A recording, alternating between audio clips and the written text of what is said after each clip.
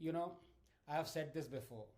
Making sense of Rahul Gandhi is as easy as consuming rasam with chopsticks. I have already exposed his industrial scale lies a couple of days ago, but needless to say, he'll be back again with a bucket load of more lies and propaganda. But today, if I may, I'd like to focus on something else.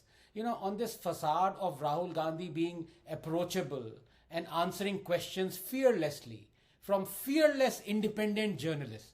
Nothing could be further from the truth. These so called journalists should be ashamed of themselves. I remember Rahul called a journalist pliant once. Well, his troop of lapdogs that he carries along is not only pliant but also compliant. Let me expose this Gandhi media. Number one. Here is point number 11 from the 2019 Congress manifesto under agriculture. Quote, Congress will repeal the Agriculture Produce Market Committees Act and make trade in agriculture produce, including exports and interstate trade, free from all restrictions. Unquote. Here is point number 21 from the 2019 Congress manifesto under agriculture. Quote, the Essential Commodities Act 1955 belongs to the age of controls. Congress promises to replace the act by an enabling law that can be invoked only in the case of emergencies. Unquote. Moreover, the Punjab Contract Farming Act was being applied in Congress-ruled Punjab and had been all through the tenure of Captain Amarinder Singh. I now quote from it. Quote, the Punjab Contract Farming Act is to provide for improved marketing of agricultural produce through contract farming and to regulate the development of efficient contract farming system by putting in place effective infrastructure for contract farming. Unquote.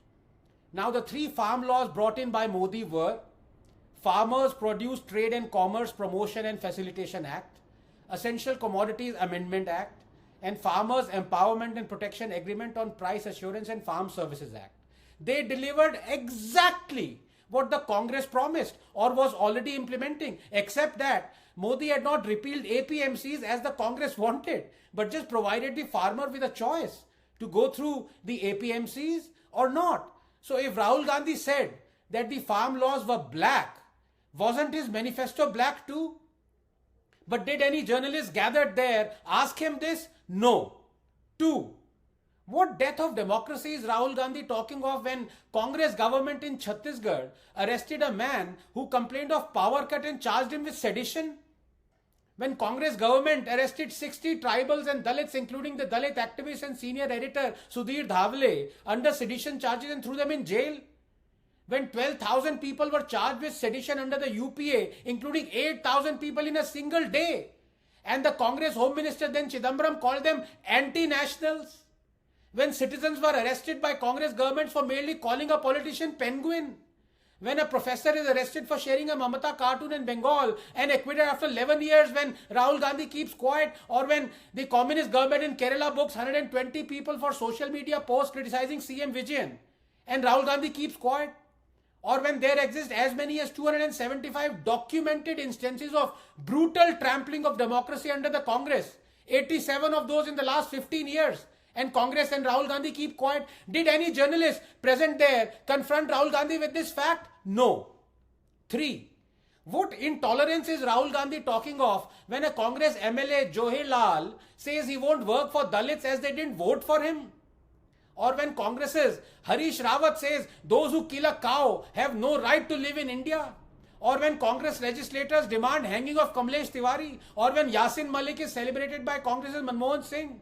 Or when Congress leader Nilai Kannan laments why, quote, Modi and Shah have not been killed yet, unquote? Or when CM Stalin felicitates the man convicted in Rajiv Gandhi assassination and Rahul Gandhi keeps quiet? Or when Congress leader Shivraj Jivon says during Hathras, quote, two people should die from each side. A leader should die or some common man should die. Rahul Gandhi will come to the scene only after bullets start flying, unquote. Or when Congress leader Pradeep Manji is caught red-handed inciting riots in Odisha in the wake of a rape case ordering, quote, keep diesel and petrol ready. Once you get directions, set everything on fire, unquote. Or when Congress's leader Shakuntala Khatik is caught red-handed in June 2017 ordering a mob to burn down a police station in Mandsaur? Did any journalist present there confront Rahul Gandhi with this fact? No. 4. What discrimination is Rahul Gandhi talking of when refugee Melu Ram, one of 2 lakh West Pakistan refugees who ran for their lives and settled in Kashmir, when Melu Ram and his children were barred from local jobs and welfare schemes? Gurkha Sagar Sahi, whose ancestors were brought to Kashmir to fight the invaders. Sahi won a gold medal in the Commonwealth Fencing Championships. Sahi applied for a job in JK police. Sahi was rejected because he wasn't a domicile. Dalit Radhika Gill, her family was brought to Kashmir to work as sweepers in 1957. Radhika cleared the BSF entrance exam, but Radhika could only get a job as a sweeper because she wasn't a domicile.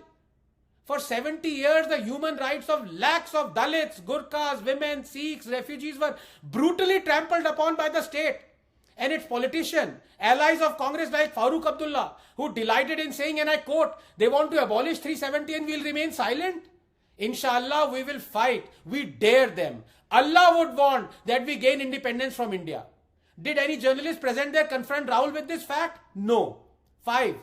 What corruption is Rahul Gandhi talking of? When Modi's BJP was convicted of financial fraud through violating FCRA by the High Court.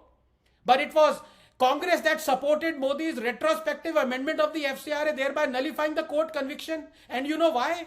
Because the court had also convicted the Congress of the same FCRA fraud. But did any journalist gathered there ask him this? No. 6. What cowardice towards China is Rahul talking of when China managed to occupy 640 square kilometers of eastern Ladakh during the UPA? Or how between 2010 to 2013, China managed to make nearly 600 incursions into the Indian side? Or why the UPA did not disclose for 3 weeks a Chinese incursion on June 17, 2013 at Chumar for fear of public anger, forcing cancellation of a minister's visit to China? Or how on July 12, 2013, the Chinese entered 28 kilometers deep into our territory at Depsang? Or why the IEF proposal of an airstrike on Pakistani terror hideouts in the wake of 26/11 was ignored by the then Prime Minister as disclosed by Air Chief Dhanoa? Did any journalist present there confront Rahul Gandhi with this? No. 7. Congress is the party that demanded Indian citizenship for Bangladeshi minorities. Obviously, minorities in Bangladesh have to be Hindus and Christians and Sikhs, but protested Modi's CA law that delivered exactly this. This is the same Congress party that abuses Hindutva daily but runs a government or ran a government until recently with those who take pride in expounding Hindutva. This is a party that does temple runs but coins the phrase saffron terror. This is the party that opposes the communists in one state but strikes an alliance with them in the other. This is the party that doubts the surgical strikes but says it valorizes the Indian armed forces. This is the party that abuses and mistrusts the EVMs but runs multiple governments because of EVM electoral wins. This is the party that has abused and slandered Adani for years. But now their own governments in Rajasthan and Chhattisgarh are having Adani projects worth 85,000 crores and continuing with them, and have approved a slew of measures to help Adani make billions, including 1,600 hectares of land and multiple power projects. But did any journalist gathered there ask him this? No. 8.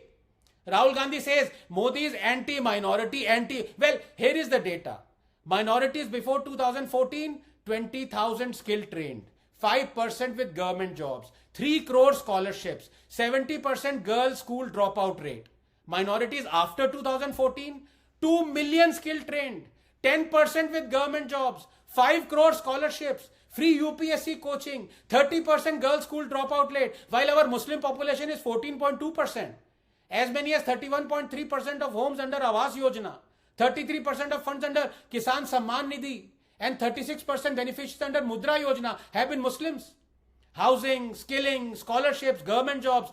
No other Prime Minister in living memory has comparatively done more for minorities than Modi. Did any journalist confront him with this data? No. 9. Reverting to the old pension scheme, a poll promise of the Congress that has now returned to power in Himachal will ruin the state's economy. Generations to come would suffer. But does that matter to Rahul? What is telling is that the new pension scheme was implemented by the Congress and the UP in 2005. There occurred extensive deliberations. The then Prime Minister Dr. Manmohan Singh was a votary of it. It was planned and executed under the aegis of Dr. Montek Singh Ahluwalia. But of course, Rahul Gandhi knows more economics than Dr. Manmohan Singh and Dr. Montek Singh Ahluwalia. Montek Singh Ahluwalia has said OPS would lead to a fiscal disaster for states, and that quote, bringing back the old pension scheme is the biggest revenue or freebie invented, unquote.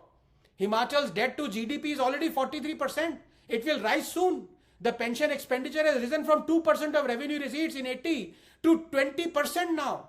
Rahul is guiding a state to disaster, and many Congress states are gladly joining in this harakiri. But did any journalist gathered there ask him this? No. For want of time, I restrict myself, or I can go on and on and on with examples of what was never asked of Rahul Gandhi by the Darbari Gandhi media.